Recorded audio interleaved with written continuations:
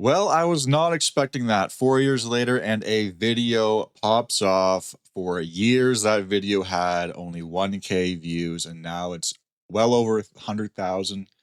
So, thank you very much for watching. It seems to have resonated with a lot of people. Not everybody, but that's okay. And my views since then have definitely matured, have definitely changed, but I still think, yes, millennials were brainwashed. No, I don't think that millennials were the only generation to be brainwashed, which some, it seems, boomers and Xers seem to think that I was saying. I don't know how they came to that conclusion, but we were obviously targeted, and their response was, well, I'm just being a whiny millennial, as typical. We are in our middle age now, and we're still being shamed by these grandpas. Old Xer grandpa is going to tell me we're still whining, but that's okay. The Zoomers, I'm going to extend the hand to the Zoomers and say, yeah, I think they have it worse than me. I think they have it worse in the job market. I think they have it worse in the dating market. I think they have it worse in the scale of degeneracy. But instead of cable news, cable TV, and Hollywood brainwashing them, now they have the algo, the all powerful algo, which is running through their minds constantly, telling them what is right, what is wrong. And it is a shame. In some ways, it can be beneficial because the algo can point you in the right direction. But I made those videos during the coof. I made them during the coof. I couldn't go anywhere. And even that forest I was making the videos in, I was technically not even allowed to be in them. So I had a lot of time on my hands. I wanted to get a message out there. And obviously, the algo, the all powerful algo, did not agree with the message until I don't know why now, but it does now. So, Zoomers, their algo is completely pushed them into this singular core Zoomer identity that is so easily identifiable. There's no subcultures,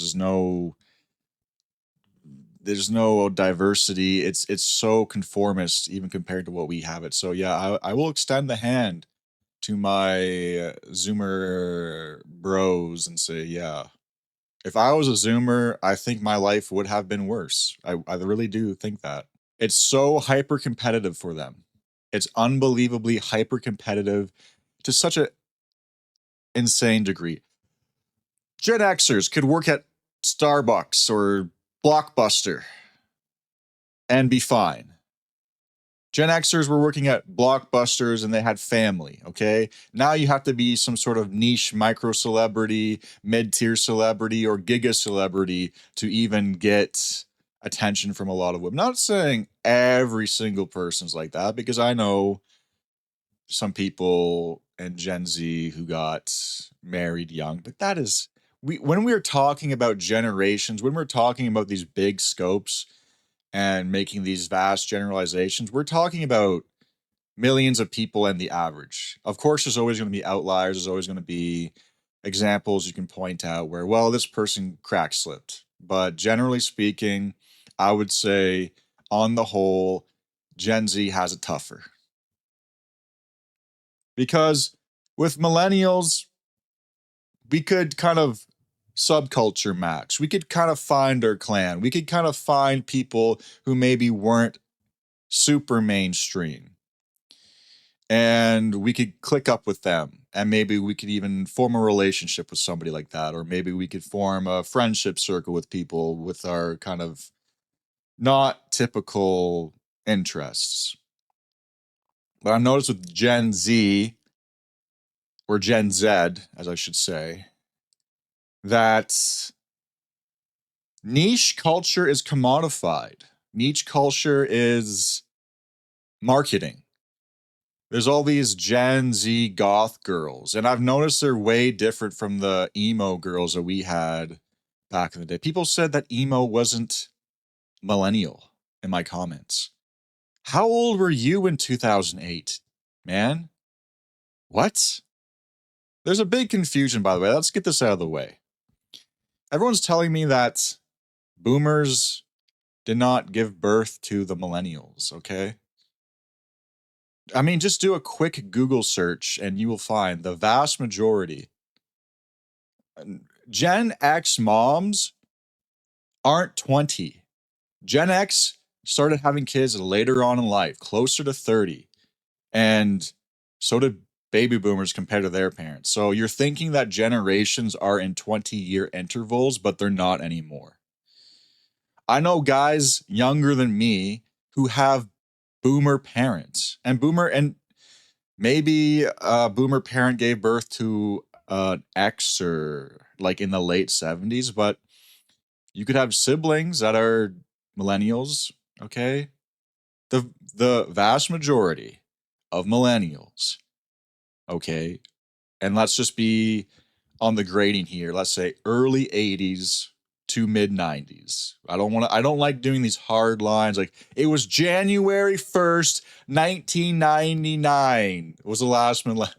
It was January 1st, 1981. That was the very first millennial birth. I don't like these hard lines. Let's say early 80s to mid 90s. The vast majority had baby boomer parents. Unless your mom was a Gen X and she was a teen mom, okay, it's pretty rare. Anyway, where was I? Talk about Zoomers. Goth girls are commodified. I remember when girls had like a personality about them. I had a lot of female friends growing up, and this is how I'm going to get into millennial sleaze or indie sleaze, as I said. I had a lot of one thing my boomer mom did right is I always had, you know how, because boomers have infinite social circles. So I always had female friends growing up, and I remained friends with those female friends up until middle school and high school. So I always had a lot of female friends growing up. And I remember before everything got timeline shifted into this pocket dimension we live in now, girls had a bit of a personality to them. They were pleasant, they were nice, you could hang out with them. Now I see with the Gen Z guys, female attention, female, everything feminine, female personality, it's all commodified, it's all marketed. Because you have these women with infinite DMs in their pockets. That wasn't a thing when I was growing up. Not until the very, very end of my teenage years and my early 20s. And even still, it didn't exponentially hockey stick like it does now. So they know like they are a commodity. They know it's a market that they can tap into. So all I see these interactions and I see it online and everything just seems hyper commodified. Like they know that they have such a leg up on these Gen Z guys compared to, oh, the Gen Xers. They telling me, you don't know, bro. You don't know you know how many, you know how many garden hoses we had to slurp out of. You know how late it was when the street lights went off to tell us to go home, bro. You don't know what it was like, okay? Gen Xers telling me like they were fighting in Nam with how bad their generation was. Okay, again, these guys, they have to acknowledge that things are harder for the younger guys. You can't call them whiners. You can't browbeat them. You can't henpeck them. Why are you doing this? This is like what a teacher would do. This is like what our roles now as middle-aged dudes, as middle-aged adults, is to empathize and try to lift up the younger guys, not try to just, they have everybody else in society beating them down, telling them they're inherently bad, telling them that they're inherently privileged, telling them that everything about them is wrong. They have original sin. Getting out of the womb and getting their schmeckle clipped immediately. Okay? The last thing they need is now guys, older guys, hopping on the dog pile, calling them whiners, calling them this, calling them that. It's pathetic. It's pathetic that guys are doing this to other guys who are younger than them. Okay? Pick on somebody your own size. Pick on me. I can take it. I don't have feelings anymore. They're gone. They were melted away in the mines. In like Conan the Barbarian, Wheel of Pain, bro. You can't out pain mog me, dude. But there were some things that I missed in that video. Obviously, I'm not omniscient. Yeah, corn. Can I say? I can't even say the P word on YouTube. Corn is crazily bad for us, obviously. And this ties into the millennial sleaze, the ND sleaze.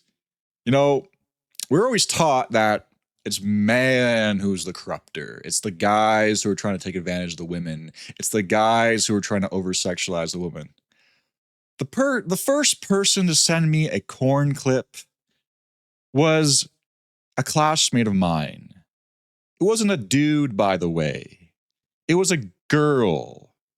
I think I was in grade 7, and she sent it to me on MSN. By the way, this was like graphic stuff, okay?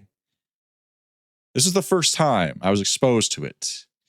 The classmate sent it to me of the opposite gender. And meanwhile, we're told that we're the corruptors, that we're the bad guys, that it's all stemming from men. But not in my experience. I failed a essay once in, I want to say, maybe grade 10 or 11 health class. We had to write a health class. And in this health class, it was, one of the questions was, okay, and this is kind of my curse. I have photographic memory. This is why I can recall everything and articulate everything from the past all the time. It's a blessing and a curse because I want to forget the past, but I have my mind library and the time crystals that I can just teleport to at any given moment and recall what happened. So I had this test in grade 10, and one of the questions was about female-male dynamics and men taking advantage of women. And I remember I took this when I was 15. And by then I was so black-pilled already that I wrote an answer that this is a silly question because girls also want this as much as guys and often are the ones pursuing it. And I got the question wrong. By my Polish, I had this Polish, this guy was a weirdo. I had this Polish teacher, gym teacher. I remember one time we had this health class and he tried to make it all funny when he showed us to how to put a condom on, but he had this like wooden dildo and he was like waving the wooden dildo around and like pointing at different classmates with it when they had their hands up, and it was supposed to be this big haha joke. And he'd always say, "I'll be back," like Arnold Schwarzenegger, but he was Polish. It didn't make any sense. It was weird. He didn't like me at all. But yeah, I remember answering that question because by then, I was 15, guys. I already knew. I was already so awake on the topic of how things are being construed that it's guys who are the villains in these boys, I should say, who are the villains in these dynamics. But that was part of the brainwashing too, that, the guys were told, hey, like, we were policed. We were told, we were browbeat, and then the girls were let off the hook. Where I think it would be fair just to police both sides, would it not? It would be fair, I think. And yeah, I'm not saying like men are angels. Obviously, men, I mean, I've dealt with a lot of douchebags in my life, that's for sure. So I'm not saying that guys are like these can do no wrong types. No, but in that specific dimension, I wish things were fleshed out differently. But as a core millennial, okay, early 90s, early 90s guys, we're the sacred ones, we're the chosen ones. I mean, late 80s guys and mid 90s guys are cool too. They're the people I relate to the most. Late 80s to mid 90s types. But one thing that I don't think I touched up on was ND sleaze, and this is like the core identity that a lot of my peers turned into because I was a shredder, I was a music guy, and this was like the main sphere that I was in my late teens, early 20s. And that time, what was happening was called now, which I think is the best term for it, indie sleaze. And these were like hipsters, but I don't think hipster works because hipster makes them seem like innocent, like they couldn't do no wrong, that they were kind of like impotent. A lot of these guys and a lot of these girls were crazy. They were drug dealers. They were doing insane, just group activities, shall we say. There was a lot of group activities going on. And this is the stomp, clap, hey, or stomp, clap, ho people. And what I've noticed with these types is they became hyper progressive. They shed their glasses and tweed and waxed up mustaches. I am so thankful I never did the mustache thing and the man bun thing and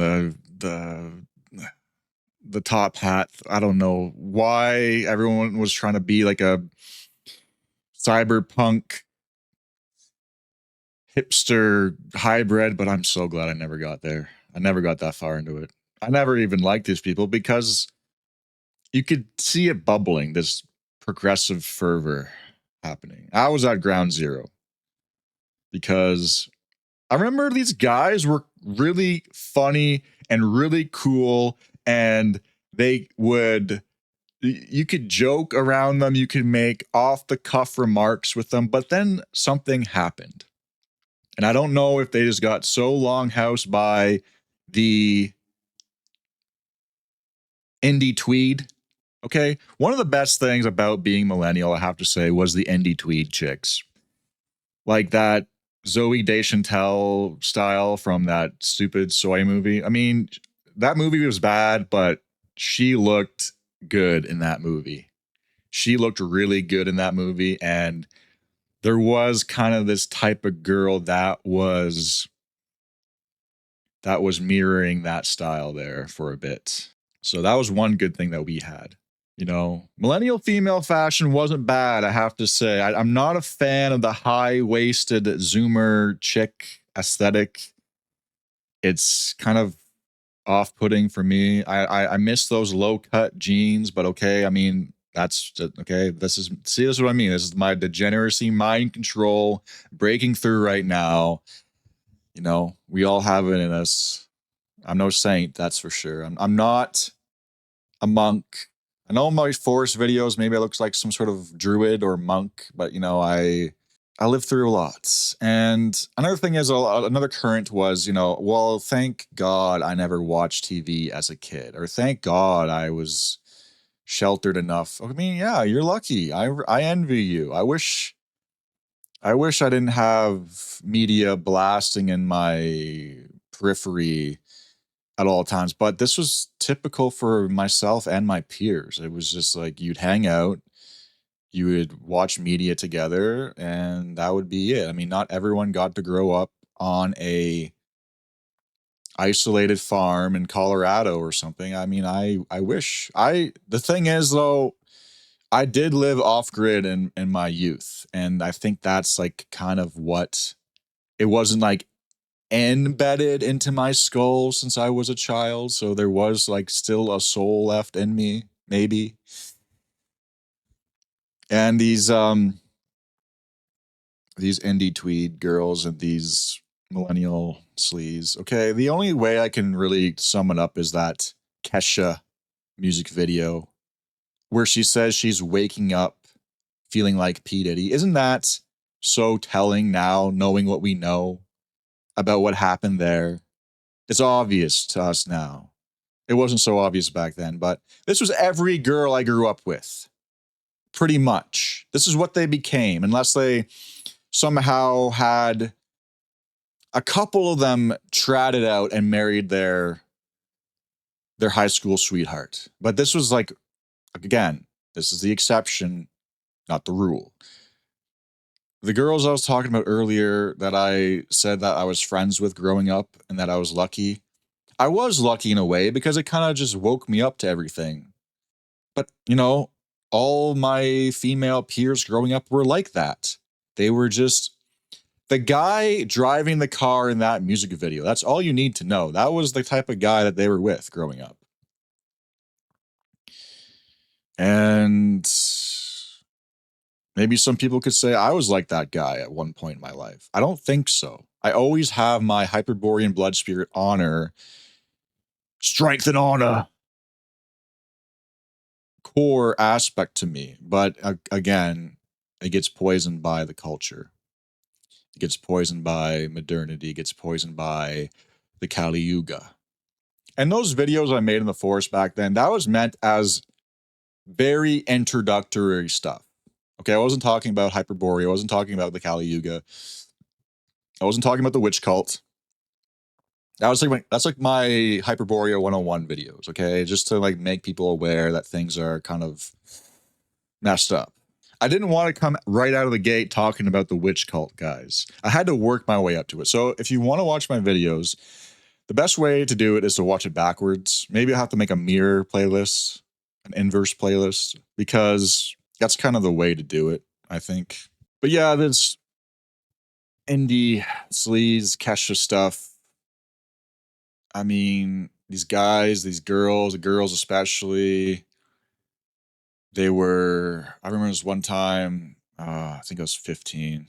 My friend comes to my door with her friends and my other friends, like a mixed gender group.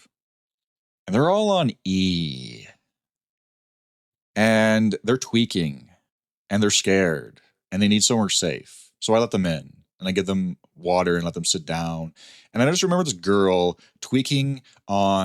she was tweaking on my couch and she was chewing on straws and she just kept asking me for straws. I need straws. I need straws because that's what E did to people. And this girl was a nice middle class girl. She wasn't from the gutter. She wasn't from a poor family. She was from a rich family. And another girl I knew from a very rich family. She was dating the most disgusting man I've ever seen in my life. Okay? He lived in a crack ghetto house. He was a G unit maxer white boy. And she was from the upper class. And she was dating this guy. And the only reason I knew this girl is because she was a childhood friend of mine. Again, the Boomer Infinite Social Circle. And it was really crazy. This was like a literal meth house. This guy had like a giant, like, deformity. It was he.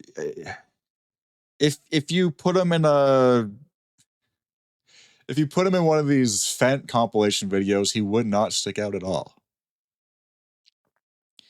And I think it's a lot of that is from this like Kesha programming. Let's brush our teeth with whiskey. Okay. Another good comment in my video was, yeah, this is why dating is terrible. Yeah, it is. It is. And people say, well, it's a cope. Social engineering doesn't exist. It's just capitalism, bro. It's just there's a demand for it. Therefore, there's no nefarious hands behind the wheel. It's just capitalism. There's no intent. It's just chaos. Nobody's behind it. Nobody benefits. It's just a money-making scheme. Don't worry about it, man. It's not that deep. It's not that deep, bruh. I disagree. I think social engineering is an aspect. It's not the only aspect, but it's a big aspect of our world. And there's a lot of examples. You know, I got some comments, typical millennial, making it all about himself. I pointed to the Soviet Union. I said, hey, the Soviet Union did this type of stuff. They tried to make a new man. They tried to break down Slavic identity. They tried to break down Georgian identity. They tried to break down Tajik identity. They tried to make everybody the same because that's how you make a horizontal instead of a vertical civilization, or the illusion of a horizontal civilization, I should say. And if you don't believe me, I mean, I could show you stats and data, but data is cringe. I just think of my own living memory of my grandparents and how they behaved, getting married at 20, having kids early, not engaging in this insane culture that was propped up in the last 50 years, 60 years. I just use my own living memory to perceive that pattern. Something changed. How? Well, look at what's being beamed into our mind since we're kids.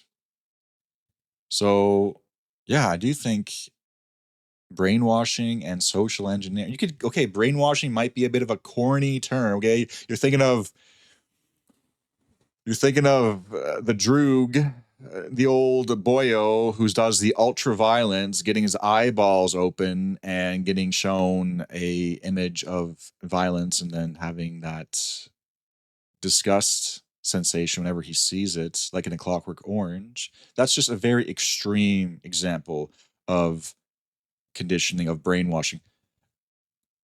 You guys know who Danielle Bergoli is? The Catch Me Outside girl? That's the perfect example. She's like this Italian girl talking like she's from the ghetto. That's obviously socially engineered. And then she has a music video, okay, where it's a 1950s family watching herself as a rapper. Okay, so you see the contrast there. You see the old society, and then you see the contrast with the new programming. And then after they listen to a bit of the song, they're all ghettoized, the whole family. And the parents are freaking out, and it's in plain sight. They think it's funny and they're laughing at you. Meanwhile, people are downplaying it and think it's just a joke, bro. It's just a prank. It's not that deep. Okay, it's not that deep for you, but you can't see what we can see because you're not Hyperborean gigapsychic like my followers are. And that's fine because this type of content is only meant for Gigaborean hyperpsychics who can actually perceive reality on a level that NPCs can't. But again, it's the indie sleaze that we grew up with. And it's just, I remember there was this girl. I didn't even know these people. Really. They were like, I knew of them, but I didn't know them. This girl was like, we were walking home, and this girl was like with her other friend, and they were like rolling around in a ditch. They were drunk, and these girls were like, again, we were like 15, 16. These girls were like way richer than me. Like way richer, way better off from a way better family than me, and they were rolling around the ditch and they were like puking. And I remember this boomer woman was outside her house, like watching them, and then we're just like, "What's going on here?" And the boomer woman had this vacant stare, and she's just like, she looked like she like had no soul, and she was just shaking her head, and she's just like, "There's nothing I can do, nothing." And we're like, "Okay, well, at least we have to help them get out of the ditch." So me and my buddies got these girls out of the ditch. We brought them back to my house. They were just, I don't know what they were. I don't know. I don't think it was just alcohol they were drinking. But I don't know. A lot of people are saying, "Oh, you should have left them in the ditch." Yeah, well, I mean, I was still just a kid, okay? I was just a boy, you know. But I just countless incidences like this growing up, and you know, just too many, too many stories to recall, and it's too graphic to for YouTube. It's too graphic for YouTube. I can't talk about the stuff I've seen. I just can't. Okay. And so, yeah, I mean, then you you become older and then you start dating these girls and then it doesn't work out. And then you date another one and it doesn't work out. And then you date another one, it doesn't work out. You date another one, doesn't work out. You date another one, doesn't work out. And yeah, maybe it's me. Probably is because my own programming, my own issues I've gone through. But I think it's just their programming mixing with our programming. It does not cause good conflict resolution to occur, right? And I think a lot of people feel this now. A lot of our millennial, now that we're in the middle age, like I think millennials are getting divorced a lot more than previous generations. Having kids way later, you know, people are saying, "Well, oh, the baby boomers did not give birth to the millennials." You know, generations happen every 20. Okay, generations happen every like 35 to 40 years now. And now you have boys being born to millennial women who are called Generation Beta. Okay, here's a caveat for you. Let's not call the next generation of boys Generation Beta. Okay, they're going to get mogged into oblivion by Gen Alpha. Gen Alpha is going to be just taking all of the Generation Beta females from Generation Beta by the simple fact that they can just point and laugh at them and say, Beta. Imagine growing like this has to be a psyop. Call them Generation Bravo, call them Generation B, call them Generation. Why can't they be called? Why can't the generations have cool names? Why can't it be Generation Titus, Generation Vercingetorix, Generation Giga Ubermensch? Right? We have to have these. That's another side. Millennial. Even the name millennial. I'm a millennial. I'm a millennial. It sounds bad. It should be Generation Ubermensch. Something epic. Not these Zoomer. The Zoomer is a bit better because you know it's a quick. They're speedy. They're on point. They can think really fast. They're all in Adderall. They can play League of Legends while watching anime and streaming at the same time, and pontificate about social issues. So yeah, they're quick. They're speedy. They're on point. It does suit them. It is more applicable, but you know, Gen Beta, that's gonna be rough. We got to stop that. We got to nip that in the bud because It's already hard. I don't even, I don't, I can't even think about what they're going to have to go through. The boomer pads everywhere. These boomers with their iPads. When I see my friends with their boomer parents, they just want to stick iPads in their kids' faces constantly. These boomers are out of control. They need to be quarantined off from the next generation because they're trying. Their boomer hive mind knows that if they get the iPads in front of their faces, that they can insert their boomerism into the next generation. So be careful of that. Be careful with boomers around children. I'm serious. I'm not even being hyperbolic here. You got to keep the boomers away. Yeah. So I can't really get into a lot of things on YouTube with how bad things were because it's just too insane. And I don't want like I don't understand why Gen X has to make this into like an intergenerational dick measuring contest on who was more degenerate. That's not the point. The point of the video was to make a specific breakdown for the millennials specifically, not everybody. If I title the video how Gen X was brainwashed, and then if I made it all about millennials, then I would understand why they would, complain about it. Because yeah, that would be living up the stereotype of making it all about us. That was just me, you know, in the forest during the coof. The world was so wackadoo during that time. I just had to express myself in that way. But I'm glad that it got out and some people liked it.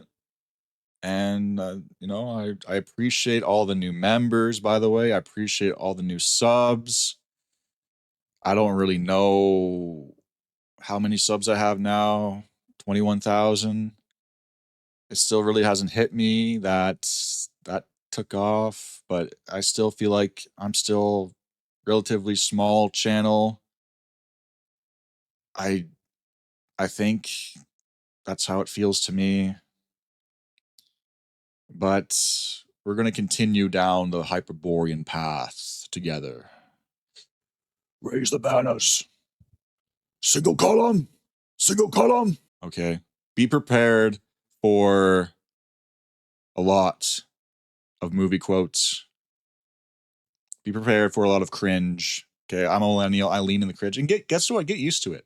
Because it's a millennial world and you're living in it. We're the biggest generation now. Okay, we're gonna start bodying people. We're gonna put our bodies out there and start bodying everybody. Because guess what? When the boomers go, Gen X, you're smaller than us. Gen Z, you're smaller than us. Especially if you're white.